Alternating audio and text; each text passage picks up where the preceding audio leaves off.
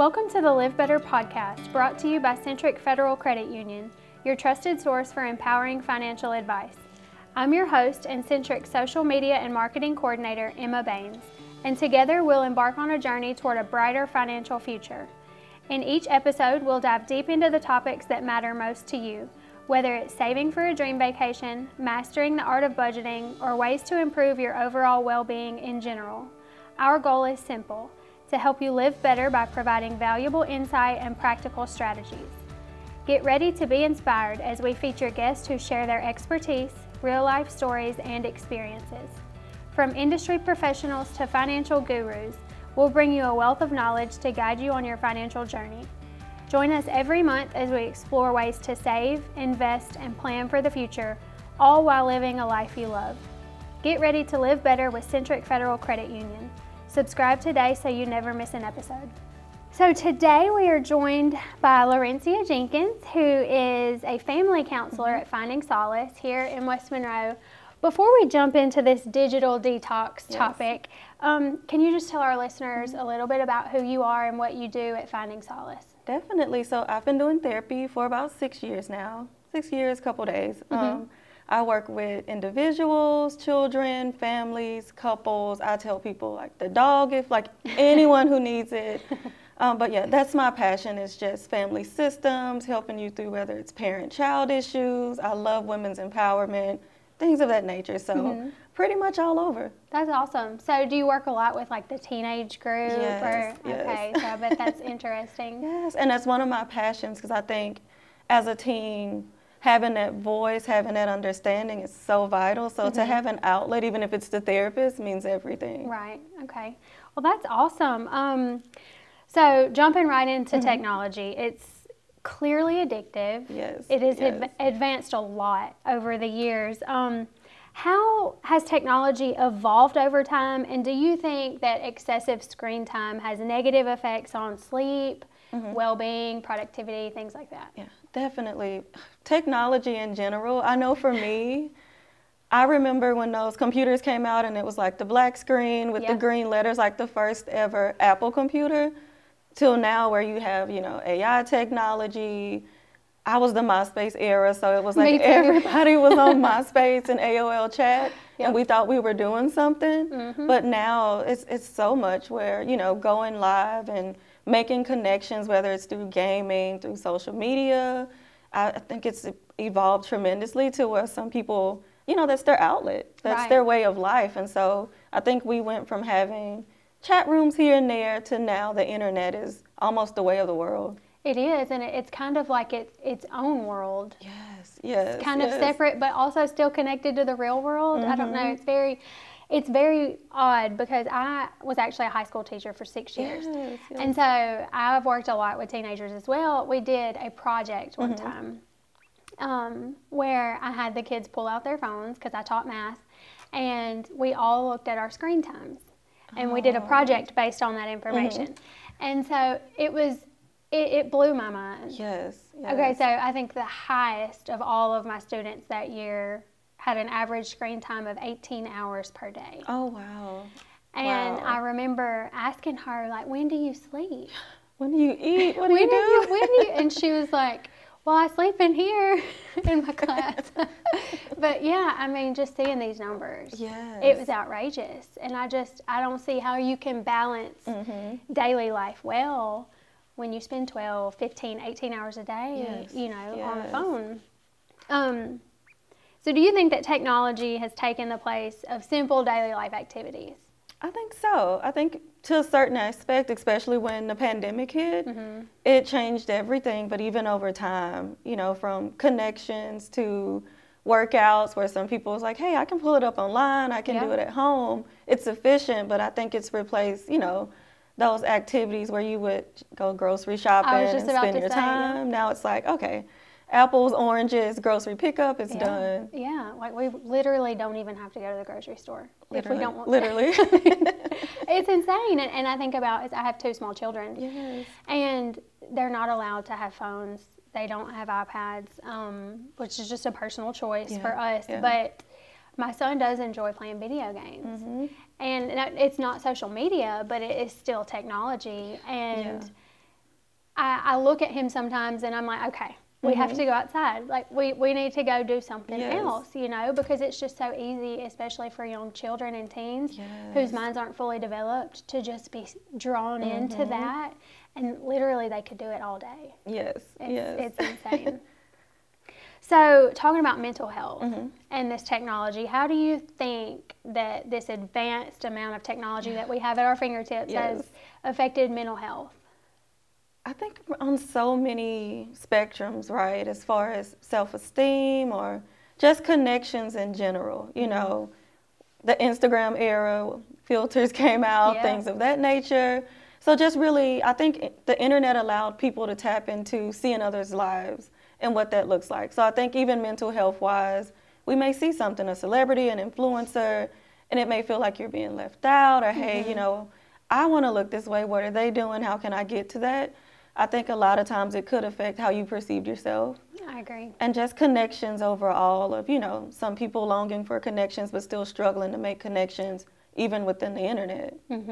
I agree. You know, it's so easy to get pulled into, well, they look like everything is so perfect on social media, like I must be doing something wrong. Exactly. And I feel like especially in women, it has really taken a toll on mental health and feeling inadequate for really no reason, because I tell people all the time, like, you have to remember when you're on social media that you're looking at a highlight reel. Exactly. I mean, this is not everyday life. Like, they have struggles just like everybody else, but we don't put those on social media. We never see it. Exactly, because why would you do that? Exactly. And yeah, I think it's definitely taken a toll on mental health for sure. How have you seen social media play a role in fostering feelings of inadequacy and low self-esteem, not just in women like we just said, but even in teenagers? All over.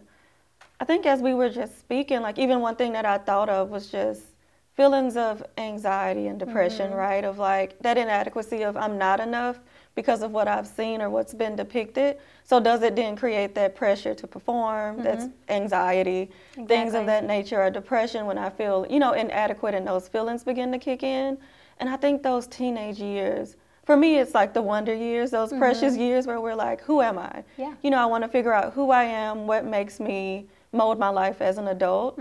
And with social media, so many distractions, so many different depictions that you do see a lot of teens just really trying to figure it out. Yeah, I will say, I think our generation was pretty much the first to have social media, but we didn't have it from the time we were babies. Like I wasn't 6 months old in front of an iPad, you know. And the students that I did teach when I taught, they had it their whole entire lives. They don't know a time without a screen or a phone. And you know, my kids are in elementary right now, and a bunch of their friends already have phones and TikTok.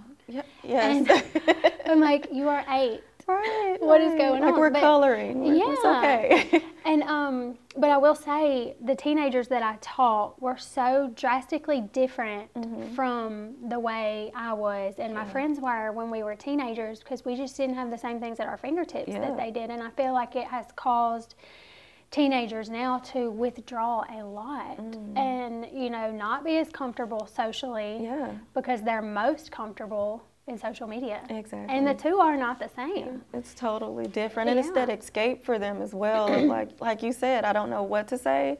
So if I shut down, it's kind of an outlet, but it's that detrimental outlet when it becomes too much. Yes, for sure. They feel like they need like a perfect online persona, and then when they don't have that, you know, here comes the lower self-esteem and the what do I need to change about myself mentality. How can we acknowledge and maneuver through the potential pressure to be perfect on the internet, like so many people feel the need to be? I think one thing that comes to mind for me is, and this could be a hard approach, but just the community of it all, you know, whether it's through family, friends, like constantly being present for one another, that motivator, reminding each other, regardless of what you see online, you know, you're beautiful, you're this, you're that, like just, I think that constant drive is what's needed, that reassurance basically of, you know, you're adequate enough, you have what you need in the moment, you're a teen, so there's so many years where you can build that, and it doesn't have to be that instant achievement that, you know, the internet may depict. Right, and I think too it's important especially for parents and guardians, to make sure they keep the lines of communication with these teenagers open, so they're not completely shut off with their phone for the majority of the day. You know, make sure there's still human interaction, make sure that you're still spending family time. For sure, and making time for things in this rat race that we all live in when it can be hard. You know, I think it's important that we make sure that we do that. Oh, for sure, especially with that non-judgmental stance too, of like, my door is open if you want to talk about anything, and you won't be judged for it. Right. Yeah, completely. So if you're not on your phone constantly, and I've heard people say this before, I feel like I'm missing out. Like, I feel like I don't know what's going on if I'm not on social media. Like, the world's kind of moving on without me. Yeah. What are some ways to kind of stay informed without completely having to rely on social media? Yeah. I think ways to stay informed, which, if you're in the community, I know our community now is doing a great job with, hey, this is a list of events. These are things that you can attend, things of that nature, which some of those things I think require social media, but I think it comes with limiting yourself, right? Of like, maybe I'll log on, see if, you know, the city of Monroe, West Monroe said, hey, this is what we're doing in June, and I just jot it down. Or the news, even though I know for some people the news brings that feeling of, oh my gosh, it's everything at one time. So I think it's just really being intentional of what you're searching for. So if it's, hey, I want more community events, do you kind of stop by a local place, chime in, hey, what do you guys have available? Right. If it's something weather related, do you just limit yourself of 30 minutes in the morning, I'll see what the weather's looking like, and then I'll log off. And I think that goes back to just, you know, you've got to have discipline. And you've got to have lines for yourself that you say, okay, I'm not willing to cross this line. Like, on this week, I'm not going to do social media at all, maybe. Or, you know, I'm going to limit myself to an hour a day. And when I go over that, I'm going to, you know, it takes self-control, but I'm not going to do it anymore after that. You know, I think it just takes, and like going back to teenagers, it's hard for them to do that for themselves. So that's kind of where they need somebody in their lives who's willing to help them do that. Yeah, the structure of like, it's okay, you know. Yeah. Do you have any strategies for establishing like healthy limits on screen time and online activities? Usually, if it's like kid and parent, I almost kind of introduce them to what screen time limits look like, because you do, for certain ages, if it's age appropriate, you can have where you set up like 10 minutes on Instagram or 30 minutes on Facebook, 30 minutes on TikTok. So I think just really being intentional and strategic of how you go about setting those times, and that discipline of like, hey, I'm giving you an hour, use it wisely, or whatever it might be. I think also just having conversations of what screen time serves even for a teen. Is it, this is my only escape and I need that? Just really exploring their rationale. So for some people it may be, well, this is my self-care. So having conversations of what can I do to limit that screen time and help you achieve that satisfaction in other places. Right, exactly. Like, let's explore new things. Let's try something new that might bring you the same satisfaction. Yes.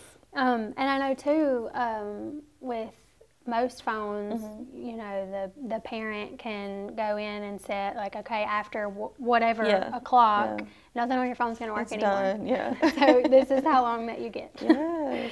Because I know a lot of my former students would tell me, you know, they just sit up and scroll TikTok in their bed till 3, just because they couldn't sleep. Yeah. And my thought is, well, I bet that you couldn't sleep because you have a bright phone in your face. Yeah. I mean, and it's, you know.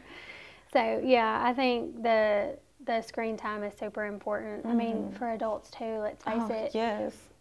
I mean, a lot of adults can stay on their phone all day too if they didn't have to go to work or if they didn't have responsibility. So I think it goes for everybody. Oh, for sure. I'm guilty of that, like TikTok wormhole where I'm like, it's been 5 hours. Like, yes, like it goes by so fast and you don't even realize that you've been there with your face in your phone for however long.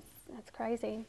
What do you think about creating tech-free zones? Maybe like an unplugged time in your house. What do you think about that?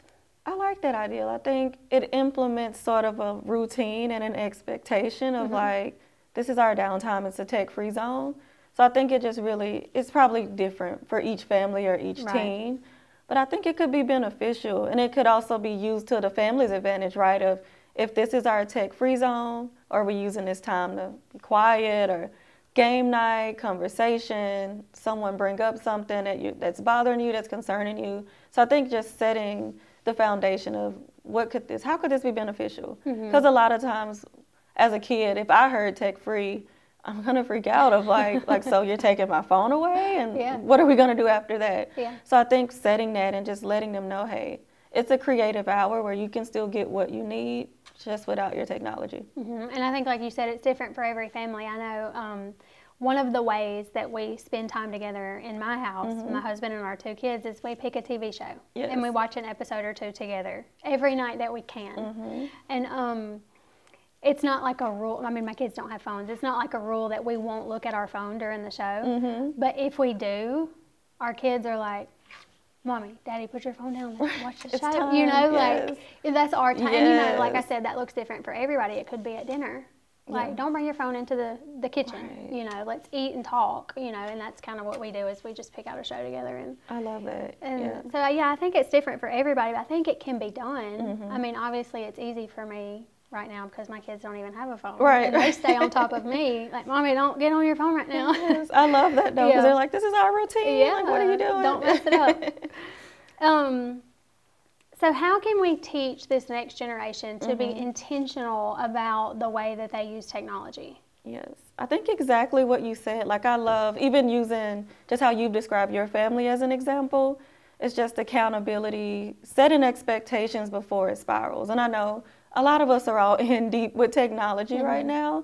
So I think just allowing them to realize that there's outlets, there's other options, or even if it takes a redirection of, it's okay. Like, how about today we try the tech-free zone for 30 minutes and we work our way up. So I think really just setting foundation for what life could look like without that full-on attachment to technology. Right, and maybe kind of start to change your mindset a little bit and think, okay, I am going to get on Instagram or TikTok right now, but I'm not going to allow myself to lose myself in this and sit here for 3 hours. Like, I'm just going to kind of see what's going on and have the self-discipline to not do it for 3 hours. You know? Yeah, kind of limiting.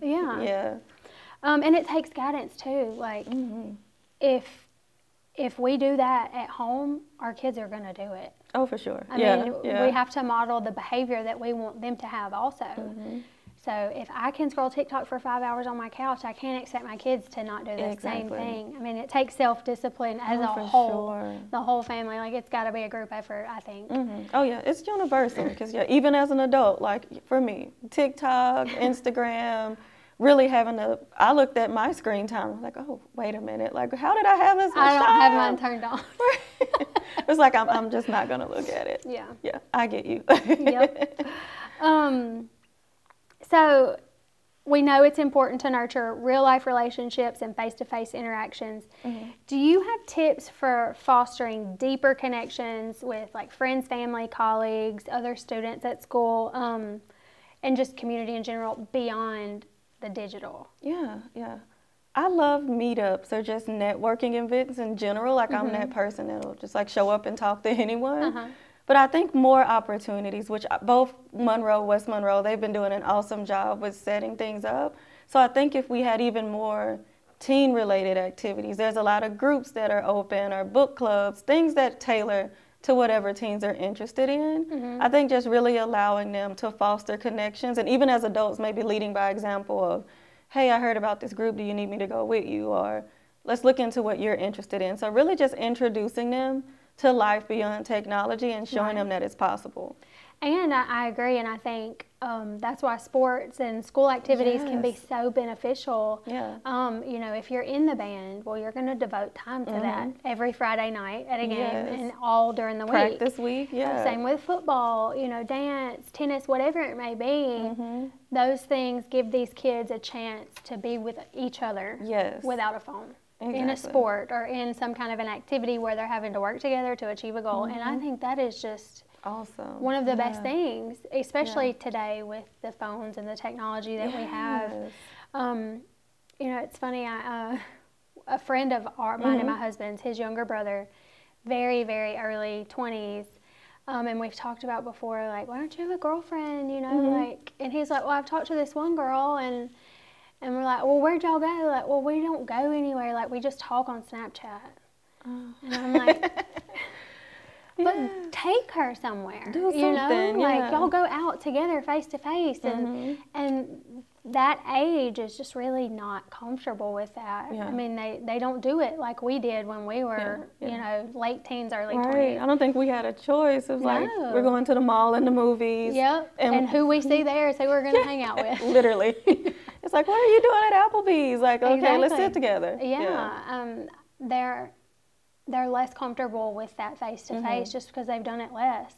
And it's because they've had more access to technology and social media than we did when we were. Oh, for sure. And I hate to see that it has done that, but it has made the younger generation less and less able to talk to people face-to-face. And the only way that you can get better at that is just by doing it. Oh, for sure. It's just not very comfortable to do it. But, yeah, because I think the internet is somewhat their confidence, right? Like, I think from TikTok to the dances and the skits and things that we see, I don't think younger me would have fully been able to jump out there and do that. So I think it has created a confidence for them that we do have to reassure and back up with, that's awesome. Like, if you can do that online, you can do it on stage at a play. You can do this somewhere else. Like, there's so much potential to broaden your horizons. Yeah, I agree completely.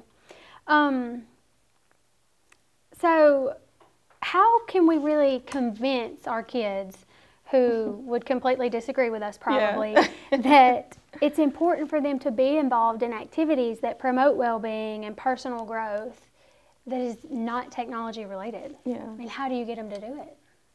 Honestly, transparency without judgment or without feeling like I'm condemning you for your technology use. So a lot of teens, if you're like, you need to get off that phone, they're automatically defensive because we don't know what purpose it serves for them. So I think just really being transparent with, hey, I want you to have what your time, that means, you know, the world of you, but what about this? What about that? Like, maybe even describing the benefits of network connections or just getting out, playing sports, getting fresh air, even screen time. A lot of times you really have to show them this is what it could cause. I'm not trying to take it away from you, but let's talk about this. What are some things that even maybe as parents or friends that we could do more of that'll help you branch out a little bit more? I like that. I like what you said about we don't know what purpose it serves for them. That's a really good point that I think I haven't really thought of, and most parents probably haven't really thought of.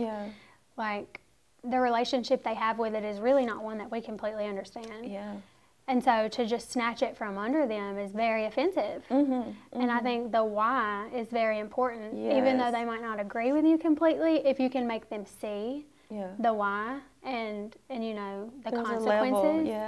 Like meet in the middle and talk it out. And I think that's super important. So I think it's important too for us to find a way to utilize technology as a tool for self-care instead of like a cause of stress. So what exactly is self-care? I mean, that is your field of expertise for sure, I think. Can you kind of elaborate on what self-care would look like? I think self-care is anything that serves you mentally, physically, spiritually, emotionally, right? I think a lot of times when I was first introduced to self-care as a kid, it was like, so are we going to go to the park? Or are we going to go to the spa? Like, just basic things of, if I can take this trip, I'll be okay. But a lot of times once you come back from vacation, you're still faced with everything you left when you went. So I think self-care is just, it's universal. It's holistic of what can I do from the inside out. So it could be, hey, if you limit your screen time, you'll have more energy.